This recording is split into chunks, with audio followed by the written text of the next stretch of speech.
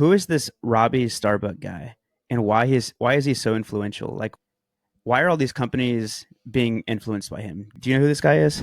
I don't, but what it reminds me of is the tactics that some of these corporate raiders use. So there's a whole M&A industry of finding a weakness in the company's business model and just zeroing in activists. So Hmm. you put in a board member who's an activist who won't stop until a material change has happened. And if they don't make that material change, they will put a board member, they will appoint an independent board member. And so it's like an investment, it's like a takeover strategy, and that has now been adopted for like policies and procedures. Yeah, I'm looking it up. He's a former music video director turned activist, and most recently, he is an anti DEI activist. And so, So like a yeah, I'm different type just of Michael Moore persona. basically, let's see. Wow. So he targeted one company at a time, posting dozens of times over the course of weeks, urging his followers to protest with their voices and wallets. Tractor Supply was first, John Deere was next, Harley-Davidson, Brown Forman, Lowe's, Ford Motor Company. In September 24, Molson Coors, Caterpillar did the same. In October 2024, Toyota followed suit. In November So 2024, these are Boeing and all, Walmart. wait, to be clear, all of the companies you're listing have walked back their DEI programs? According to Wikipedia. And yes, and Wow. these are all companies that he targeted.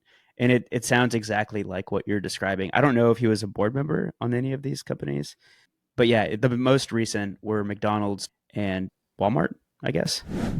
Well, it's going to be, but, and so it sounds like he just went into all these organizations. They did not put up a fight. They were like, yeah, just stop. Just stop with this press. And, but now we have some resistance. Apple, Costco. I think Costco was JP last Morgan. week. Apple was over the weekend. JPMorgan. I didn't even read about JPMorgan. I think Goldman Sachs as well. Wow. Well, it'll Yeah. be interesting to see how it plays out. But what I think doesn't change is the general sentiment. Whether or not this individual continues to be successful, like we'll see. And The even in this Wikipedia article, it's saying that these rollbacks are being criticized as performative tweaks, which goes back to that article that Brian Elliott shared a few weeks ago about this performative anti DEI movement. And so then I guess my question, and you probably know more about this than me since you've been the head of a diversity department, what does it look like rolling this back? I know in Meta's case, they're saying that there's no longer going to be a team that supports DEI. Is that largely what companies mean? you Or know my guess is this could also be, it's hard to make sense what is purely just a business decision and what are decisions in order to reduce headcount as well. yeah.